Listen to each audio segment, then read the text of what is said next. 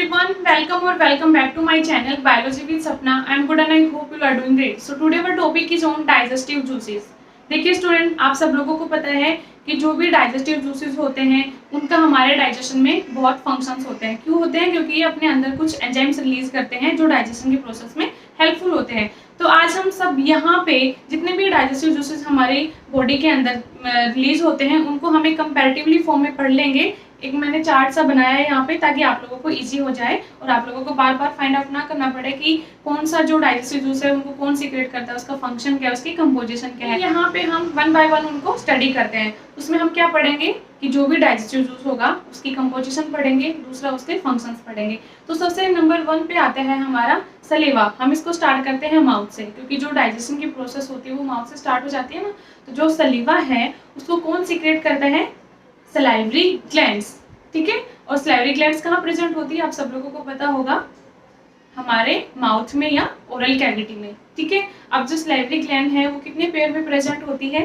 3 में। ये मैंने आप सब लोगों को पढ़ाया है प्रीवियस वीडियोस में। जिन भी स्टूडेंट ने मेरे प्रीवियस वीडियो स्किप किए हैं प्लीज जाके देखिए, आप लोगों के लिए वो हेल्पफुल होंगी। ठीक है, अब हम इसके जो सलेवा है उसके कंपोजिशन की बात करते हैं।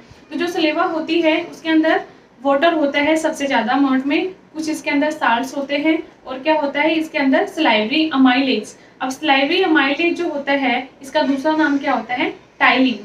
ठीक है, और इसके अंदर एक होता है म्यूसिन नाम का एंजाइम। ठीक है, अब मैं उनके फंक्शन की बात करती हूँ कि जो सलीवा होती है वो क्या करती है? हमारे माउथ को मॉइस्चराइजर प्रोवाइड करती है, मीन्स हमारे माउथ को थोड़ा सा गीलापन ये प्रोवाइड करती है। अगर ऐसा हो कि हमारे माउथ में सलीवा अगर रिलीज ना हो तो हम क्या फील करेंगे? ड्राई फील करेंगे, जिसकी वजह से हमें फूड को स्वेलोइंग में, मतलब उसको अंदर लेने में, पास ऑन करने में दिक्कत होगी। तो जो सलेवा होती है उसका पहला फंक्शन क्या आया कि ये हमारे माउथ को मॉइस्ट करके रखती है। ठीक है, दूसरा इसका काम क्या होता है कि ये बोलस की फॉर्मेशन में हेल्पफुल होती है। मतलब जब हम फूड लेते हैं और टीथ उसको स्विंग कर देते हैं तो उसको जो लार होती है, हम हिंदी में उसको सलेवा को लार बोलते हैं, ये लार क्या करती है? उसको एक बोलस फॉर्म में बना देती है। ठीक है, ताकि वो इजिली पास ऑन हो सके।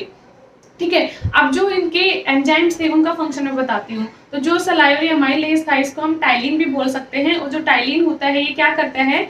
डाइजेशन करता है कार्बोहाइड्रेट्स का, या बोल सकते हो स्टार्च का, सिंपल शुगर्स के अंदर। ठीक है, और जो म्यूसिन था ये बैरियर का काम करता है और एपिथेलियल की लाइनिंग को बचा के रखता है। ठीक है स्टूडेंट्स, अब हम आते हैं दूसरा हमारा गैस्ट्रिक जूस। गैस्ट्रिक जूसेस होते हैं उनको कौन सीक्रेट करता है? Gastric glands. ठीक है, और ये कहाँ पे प्रेजेंट होती है? हमारे स्टमक के अंदर। अब अगर हम इनकी कंपोजिशन की बात करें तो जो गैस्ट्रिक जूसेस होते हैं उनके अंदर क्या होता है? वाटर होता है, कुछ सॉलिड्स होते हैं, और इसके अंदर होता है HCl, और कुछ एंजाइम्स होते हैं जो इनएक्टिवेट फॉर्म में प्रेजेंट होते हैं, जिनको हम प्रो एंजाइम भी बोल सकते हैं। और प्रो एंजाइम कौन कौन से होते हैं? जैसे कि पेप्सिनोजन, प्रोरेनिन हो गया। ठीक है, और हमारे कुछ लाइपेजेस हो गए। अब ये इनके फंक्शन में आपको बताती हूँ कि जो HCl होता है उसका फंक्शन क्या होता है? HCl एक हाईली एसिडिक मीडियम प्रोवाइड करता है किसको? स्टमक को। और ऐसा क्यों? क्योंकि कुछ एंजाइम, जैसे मैंने आपको बताया, जो प्रो एंजाइम की फॉर्म में प्रेजेंट थे वो सिर्फ HCl की प्रेजेंस में ही एक्टिवेट हो पाते हैं। पेप्सिनोजन था, ये क्या है? एक प्रो एंजाइम है, मतलब इनएक्टिवेट फॉर्म में प्रेजेंट है। जब इसके ऊपर HCl आयन रिएक्ट करेगा तो ये इसको किस में कन्वर्ट कर देगा? पेप्सिनोजन को पेप्सिन में। और पेप्सिन क्या करता है? ब्रेक डाउन करता है हमारे प्रोटीन्स की, प्रोरेनिन। और ये भी क्या होता है? इनएक्टिव स्टेट में प्रेजेंट होते हैं। जब HCl इसके अंदर एक्ट करेगा, इसके ऊपर एक्ट करेगा, तो ये किसको कन्वर्ट कर देगा? प्रोरेनिन को रेनिन में कन्वर्ट कर देगा। रेनिन होता है, उसका क्या फंक्शन होता है? ये डाइजेशन करता है मिल्क की। ठीक है, इसके अंदर कुछ लाइपेज होते हैं, और लाइपेज क्या करते हैं? ब्रेक डाउन करते हैं फैटी एसिड्स का। ठीक है, अब हम बात करते हैं इसके ओवरऑल फंक्शन की। तो मैंने आपको सब कुछ बता दिया कि जो गैस्ट्रिक जूसेस होते हैं वो डाइजेशन करते हैं किसकी?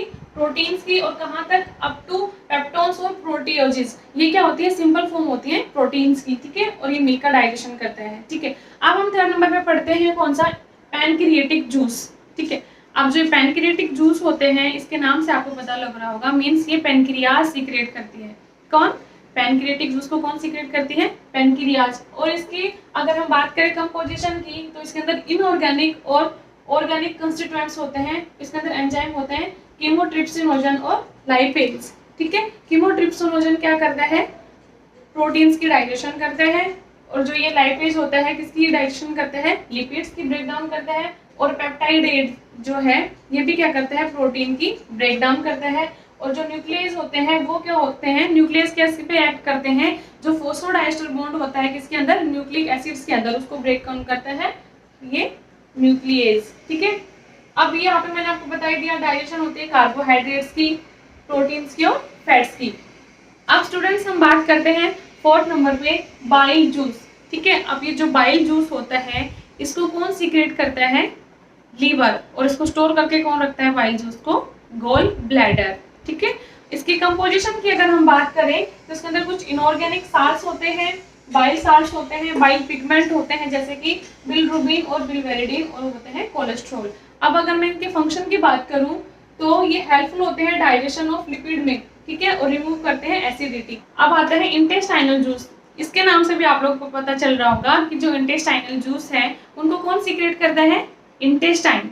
ठीक है, अब इसकी कंपोजिशन की अगर हम बात करें तो इसके अंदर क्या होता है, वाटर होता है, ठीक है, सॉलिड्स होते हैं, एक्टिवेटर होते हैं, एंटेरोकाइनेज, एंजाइम इसके अंदर होता है इरिप्सिन, न्यूक्लियोटाइडेज, सुक्रेज, माल्टेज, लैक्टेज और लाइपेज। देखिए स्टूडेंट्स, जो इंटेस्टाइनल जूस जो होते हैं वो मोस्टली हमारे सब मैक्रोमोलिक्यूल्स को डाइजेस्ट कर लेते हैं। ठीक है, जैसे कि फैट्स, लिपिड्स, कार्बोहाइड्रेट्स, प्रोटीन, मतलब सब चीज़ों का ब्रेकडाउन यहाँ पे हो जाता है।